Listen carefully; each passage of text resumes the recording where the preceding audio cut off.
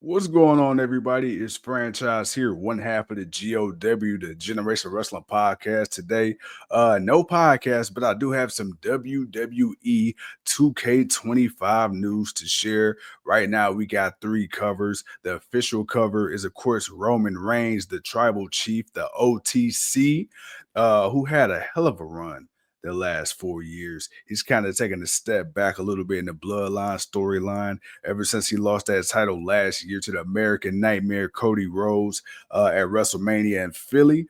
And then also we have two other editions, right? So we got that one, and then we have the Bloodline edition as well as the Undertaker.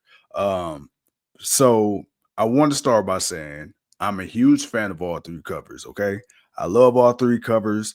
Um, the Undertaker cover is cool, but I will say this, okay? And I know a lot of people been complaining. I get it. I hear you.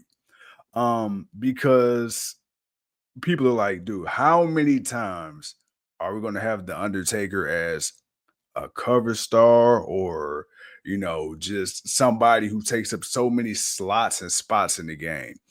The Undertaker, I believe, may have the most character models ever of any superstar. And it's like year after year after year, we get like 20 different versions of the Undertaker, or we get, different models of the Undertaker that were in previous games, and then they take them out the next year and then swap out another one and then give them back to you as if we've never had them in the first place. So I do understand the Undertaker criticism as far as on the WWE 2K side, but I do like the covers a lot. I think it's cool that we get everybody in the original Bloodline, the OG Bloodline, of course, Bloodline 2.0. I was wondering if we were going to get Jacob Fatu. We got him. I was wondering if we are going to get Tama Tonga. We got him. Of course, Tonga Loa has kind of been a running joke online, but we got him too. So I'm excited to see that. It seems like a lot of the character models are a little more recent. I think some as far as, October and maybe November PLEs, where usually in the past the character models mostly come from like the previous year's WrestleMania, sometimes even the Royal Rumble. So it looked like we went a little deeper in the WWE calendar this year. Another thing that was also confirmed, there's going to be over 300 playable characters. Now, here's my thing. I love the fact that we got 300 playable characters, but the question is, how many of those players, how many of those characters are going to be individualized, right? Don't say we have 300 characters, but I got 25 different versions of The Undertaker, 10 versions of John Cena, 7 versions of Shawn Michaels, and then all of a sudden I lost 30 slots. If I'm going to have 300 characters, let it be, you know, give me at least 270 individual characters. And then if you want to add alternate verses here or there, that's cool. I mean, think about it. I don't know realistically if any TNA stars are going to be in the game, like Jordan Grace. For the last year, she's been in and out of NXT, and now she's officially signed to WWE. You had Joe Hendry for a long time, who was a huge part of the TNA WWE NXT crossover. So I don't know if he's going to be in the game. But even if you don't include um, TNA stars, right? Even the ones who've been part of this whole WWE NXT TNA partnership, you have more than enough talent with NXT. Like, it's really time to put respect on NXT's name, especially when it comes to WWE gaming. In the last year and a half or so, WWE, in my opinion, I feel like has done really good with establishing NXT as a third brand. And of course, we all understand it is what it is, right? NXT's a third brand. It's supposed to be up there with SmackDown and Raw, but let's be real. Like, no, it's still viewed as the developmental for the main roster. And it is what it is, but that's not a bad thing because you have so much great talent. Like, okay, I seen a clip earlier with one of the new one of the new WWE match types that was teased was the WWE Underground. And then the screenshot we had Shayna Baszler and Lola Vice. So with having Lola Vice, who's a up and comer in WWE NXT. I'm hoping maybe Oh, we also got Kalani Jordan who's been confirmed. So I'm hoping maybe we can get a Jada Parker. You know what I'm saying? A little OTM action. Let's see.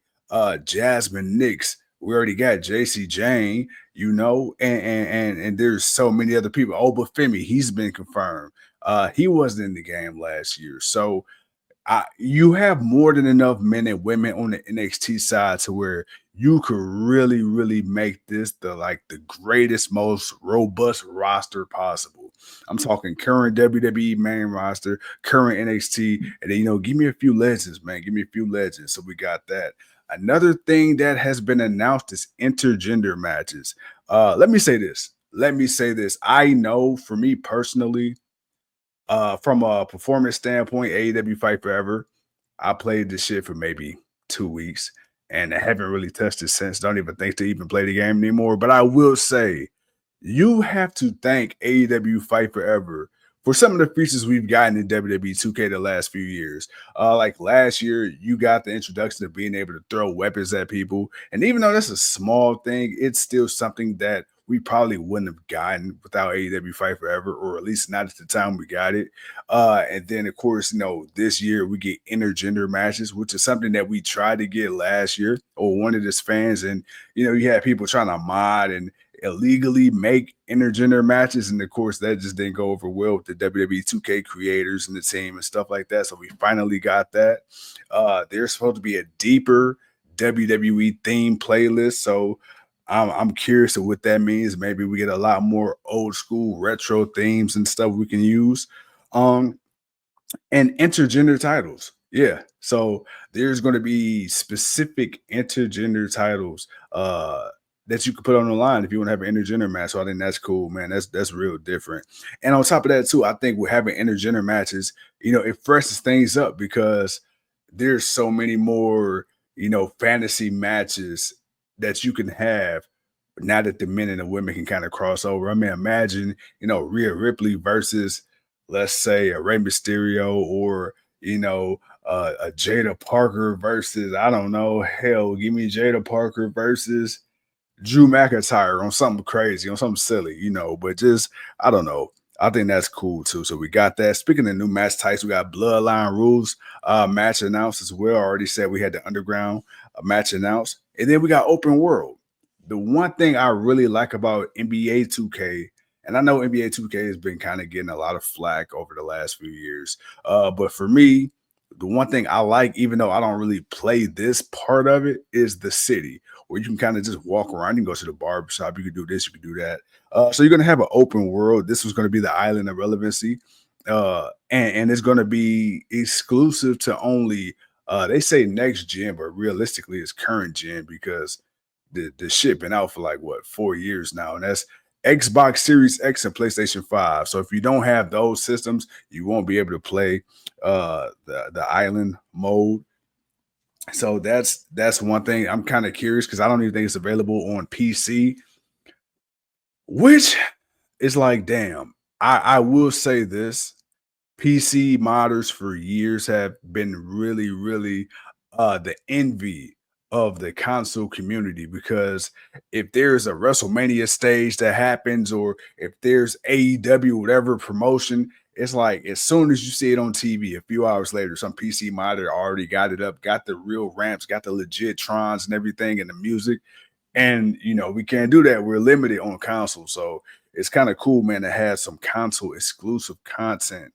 And and then, like I said, we had Final Boss Rock. We had a couple other character models being teased. My only thing is this: every single year when it comes to 2K, I feel like they do a great job. Their marketing is tremendous, right? They do a great job of hyping it up, but sometimes the follow through isn't always that. So I'm going into this year's 2K release with limited expectations, because I was severely let down with 2K24. And the crazy part is 2K24 was a really good game, but as good as the game was, it left a lot to be desired. I feel like every year 2K gives you what you want and take away what you need, if that makes sense, to really make the game perfect. It's almost like they sabotage the game on purpose, just so they can have something else to add or rebuild the following year, as job security almost. And I seen this earlier online, and I think I will agree with this. I seen somebody say,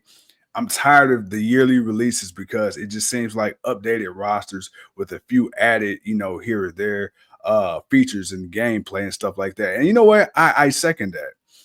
I at this point with 2K, you don't need to come out with a game every year. I will be willing to pay for updates throughout the year for a more accurate roster, for more accurate stages, for more accurate attires and things like that. That's the one thing I love about NBA 2K and Madden throughout the year. If players, get traded or, get let go, or in 2K, if a basketball player is wearing this color shoe this game, and then they change to a different shoe the next game, or the city edition jerseys, how they get added, later on in the year and things like that, it automatically updates, right, with the servers. So I wish that was something that they did with WWE 2K. And the thing that kind of frustrates me with that is if you can compile a roster of, let's say, 32 teams, or we got about 13 people per team, and I'm spitballing here.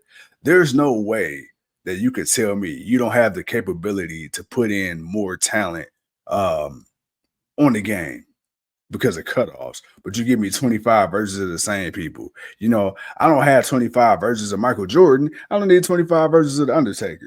So that's that. But overall, I am excited, but I'm trying to keep my excitement. I'm trying to contain it to a minimum until I hear more, until I see more. But today was the first official real rollout of thorough and detailed information. So I look forward to seeing more photos, videos of gameplay. I look forward to seeing more content from other content creators. It's weird because I feel like 2K themselves isn't really releasing much. You kind of just got to hop on Twitter or X and YouTube and socials and just kind of see what people are posting. But that's the fun part of this whole thing. I really can't wait until we get entrances released, which I'm pretty sure may happen the day of or maybe after the Royal Rumble, to where we see actual gameplay entrances. But the cool thing is also, if you pre-order the game early, you get it a week early. I believe March 7th is the pre-order release date. And if you don't pre-order, you're going to get that thing, I believe, March 14th. So me, I'm a sucker. I'm going to end up paying the money for it and getting it early. And I hope it's worth it. But until then, man, like I said, ladies and gentlemen, I am the Franchize, representing the Generation of Wrestling Podcast, the GOW. If you haven't already, please subscribe to our YouTube channel. Find us on Facebook, Twitch, Twitter, Instagram, right? Generation of Wrestling Podcast. If you find us on YouTube, please click that bell notification. That way you could be alerted of any weekly reviews we do, news and rumors. We also have a whole ton of interviews on the page as well. Some of the people we interviewed are Jordan Grace, Mickey James, legends like the Godfather, DDP, Eric Bischoff, and so many more. So please, if you have the chance, go check that out. If you don't like watching videos and you rather listen to a podcast, find us anywhere podcasts are available. Again, at Generation of Wrestling Podcast. Please check us out. As always, the tagline is real talk for real fans. We respond to all comments, or at least as many as we can. So, just go ahead, man. Check us out if you want some raw, unfiltered content. But with that being said, guys, I'm the Franchize, representing for my boy King Tuco, who's my partner in crime at the GOW. And until next time, I'll see you when I see you. Peace.